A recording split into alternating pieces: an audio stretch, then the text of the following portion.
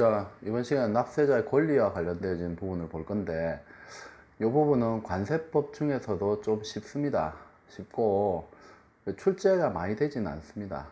그래서 이제 개념만, 특히 이제 용어만 여러분들이 간단하게 어떤가라는 것만 아셔도 크게 뭐 어려운 부분은 없어요. 그리고 외우는 것도 뭐 그렇게 많이 복잡하게 된 부분을 외우는 게 아니기 때문에 가볍게 일단 한번 내용 보시고 이제 체크해 주면은 그 체크된 부분만 유념하시면은 뭐 여기에 시험 문제가 나왔을 때 틀리는 일은 없을 건데 그렇게 많이 출제되지는 않는 부분입니다. 자, 관세 조사권 남용 금지. 어쨌든 공평과세 실현, 적법성 보장하기 위해서 필요한 범위 내에서 관세범하고 관련되어진 부분에 조사를 할 수는 있는데, 이 조사를 하는 경우에도 권력 남용이 일어나면 안 된다라는 거는 너무 상식적인 내용이죠. 그리고 일사부재리 원칙 똑같이 적용됩니다. 중복조사 금지입니다. 근데 중복조사 금지인데 중복조사가 가능한 경우가 있어요.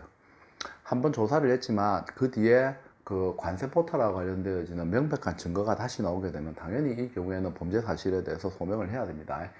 그리고 조사받은 자의 상대방을 조사하기 위해서 필요한 경우라든지 이의신청 심판 청구 심판 청구는 관세법상 행정구제제도예요. 요거는 요 뒤에 나옵니다. 요 뒤쪽에 이제 행정구제제도 나오는데 그런 행정구제 절차와 관련되어서 필요한 처분 결정에 따라서 필요한 경우에 조사를 할 수가 있습니다. 그리고 밀수입이라든지 불공정 무역이라든지 이런 부분 탈세와 관련되어진 부분에 있어서 뭐 기관에서 전체적으로 일제조사라는 걸 실제를 할 수 있습니다. 실제 하게 됩니다. 그 일제조사 등을 하게 될 경우에는 한번 조사받은 조사받은 건이라 할지라도 다시 조사를 받을 수 있습니다.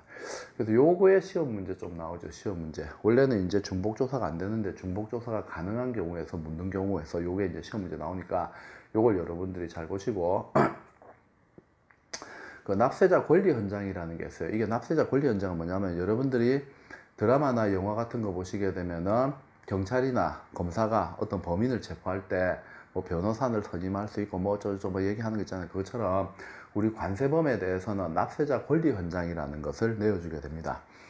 그렇게 해서 이제 조사를 할 때 관세와 관련되어진 부분에 대해서는 실제로 납세자들이나 이런 사람들도 잘 모르잖아요. 그래서 이런 사람들에 대해서 조력을 해줄 수 있는 사람이 있는데 보통 일반적으로 변호사들이 많이 하죠. 근데 관세와 관련되어진 부분에서는 변호사보다도 관세사가 더 많이 알아요. 그래서 변호사도 되고 관세사도 되고, 그래서 변호사하고 관세사 이 두 사람이 조력을 할 수 있고, 그리고 관세와 관련되어진 부분에 납세자는 이런 부분에 대해서 문의하기 때문에 변호사나 관세사를 통해서 조력을 받을 권리가 있습니다.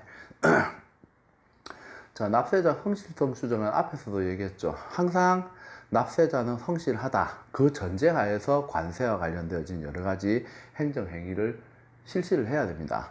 그래서 화주들은 전부 착하다. 절대로 국가에게 세금 납부와 관련되어진 부분에서 속이는 일이 없다. 그런 전제하에서 필요한 경우에 조사를 할 수 있다면 이제 조사를 진행을 하는 겁니다. 근데 이러한 성실성 추정도 배제 사유가 있을 수 있어요. 이미 그 납세자가 여러 가지 신고 신청과 관련되어지는 부분에 있어서 협력 의무를 이행을 하지 않았다든지 아예 그 정확하게 탈세 정보가 있어요. 이런 경우에는 당연히 성실한 사람이 아니죠. 이미 범죄 사실이 명백하게 드러났는데 이런 경우에는 성실하다고 생각하지 않지요. 그래서 이런 경우에는 성실성 추정 배제 사유가 됩니다. 배제 사유가 되고, 그리고 관세 조사와 관련되어서는 사전에 이미 통지를 해야 되는데 조사 시작 7일 전에 통지를 해야 됩니다.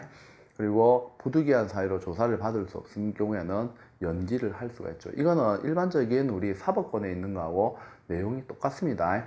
그리고 조사 종료했을 때는 그 결과를 반드시 납세자에게 서면으로, 별표시 서면으로 통지하여야 됩니다.